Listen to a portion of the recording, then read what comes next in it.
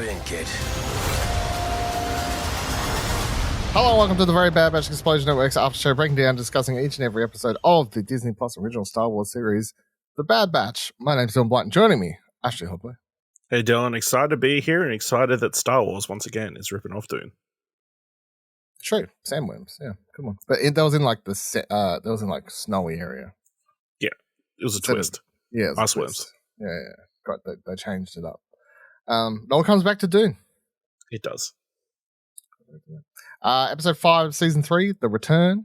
Synopsis for this week's episode was: tension dries as our heroes navigate new dynamics on a dangerous mission. Straight off the bat, I'll say I was very disappointed with the way this episode started. What were your thoughts on this week's episode? Yeah, that was my immediate thought. As soon as it started, I'm like, oh man, Dylan's going to be so disappointed. And like the most typical way that you would start, like pick up from after something like that. Omega's asleep and then she wakes up, very basic. And it seems like it's been at least a couple of days since, they've been reunited and they still have not talked unthreatened. Yep. Hunter Crosshair. They have that throwaway line about a delivery of stuff or whatever. Yeah, they've obviously been on that planet that I can't remember the name of that they've been sending everybody to. Yeah. Which seems to be like their new home base. Yeah. Yeah, I mean, I think it was a good episode. It got to where it needed to get to by the end of it. And I'm enjoying this kind of new dynamic, I guess, because we only get like the 4 episodes of Crosshair and we got the episodes in the Clone Wars, and then we got like the opener of the Bad Batch series with Crosshair part of the team. Before he turned on off. So it's it makes for an interesting new dynamic. I guess the dynamic was always going to shift with Tech gone, and Omega being a little bit more wits about her and that kind of stuff. So yeah, I enjoyed the episode, enjoyed the dynamic. I'm keen to see more. It's cool to see, Crosshair kind of dealing with his stuff, So,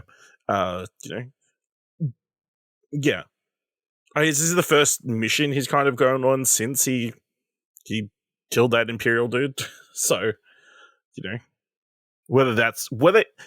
be interesting whether his I don't know if his struggles with his hand in that is mental or physical, which I wasn't thinking before, but now that after this episode where he's feeling very conflicted about what he did and the wrongs he did, it's making me question whether it is more than just he's getting old, he's deteriorating or something. It could just be like a mental thing he's getting through. I mean, your brain would age with your body, I guess, right? I guess. What I'm saying is he's not going to plop dead as a clone in the next little while. It could be he's got like some mental block causing him to not be able to shoot accurately. I mean, do you want to check in and ask how you still feel? Episode 5, are they all dying? They're totally all dying, Yeah.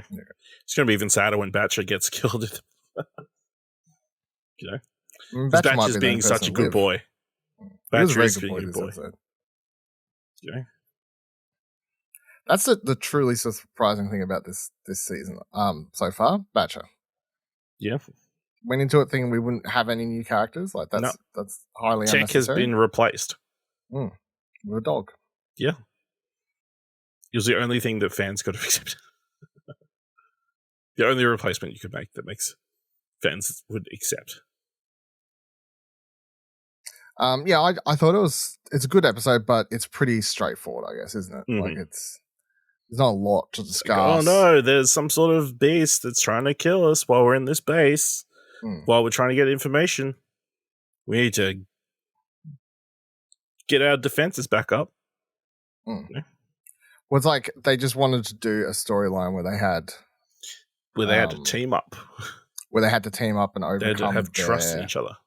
Yeah. So that's literally the whole purpose of the episode. Yeah. They don't really need what they get. They got some information about the base. Yeah, I don't even remember. Not very much. It was like all medical records. And I that kind of literally stuff. just watched it, and I'm still just like, "What'd you get? Was it important? Not really." No. They could only get it from there because it was, they didn't have to encrypt it. Unencrypt it, I guess. So. But yeah, I mean, the action was good. But yeah, I guess that the highlights of the episode was obviously all the character moments and the like the stuff at the start with Omega like coming down and meeting him. Crosshair, like when he's doing his shooting, him struggling getting a 53% or whatever it was on his shooting score. Yep. And then obviously the stuff I think at the end between Crosshair and Hunter. Yeah. Probably the highlights. But everything in between, I was like, this is just standard affair, isn't it? Like, yeah. I love that Wrecker just is accepted Crosshair as soon as he came back. He's like, I believe Mega. I don't hold grudge. I don't have enough sense to hold grudges. That's very in line with him. His character. It's very in line with him, and he kept the suit. They kept his suit the entire time. Well, at least Wrecker did. Yeah, because he said he didn't have the heart to chuck it out. Yeah, I don't know if Hunter knew it. Yeah, I don't know if it was a communal choice. I don't know if it was a group effort. Yeah, is the only thing I'd say about that. Or Rocket had it underneath his bunker this entire time. So now that we're like, I think I'm thinking now, because obviously the season starts and it's like, okay, they got to escape. Now they're on the run. What do you reckon as we head towards like halfway through the season? What's the trajectory here? It's a mega showdown with, it's a mega showdown at that facility to shut it down. Maybe like I think so. I think because based on the information, Echo on this, says he's been trying to find it forever. So it's that, and they found out there's even more clones there than they were expecting. I feel like they want to get to that base, free the clones, so they can, because they're brothers and that kind of stuff. So, I think that's clearly what's going to happen at some point. Then it'll probably be revealed to the Bad Batch why, and us probably, why Omega's blood is being so valuable.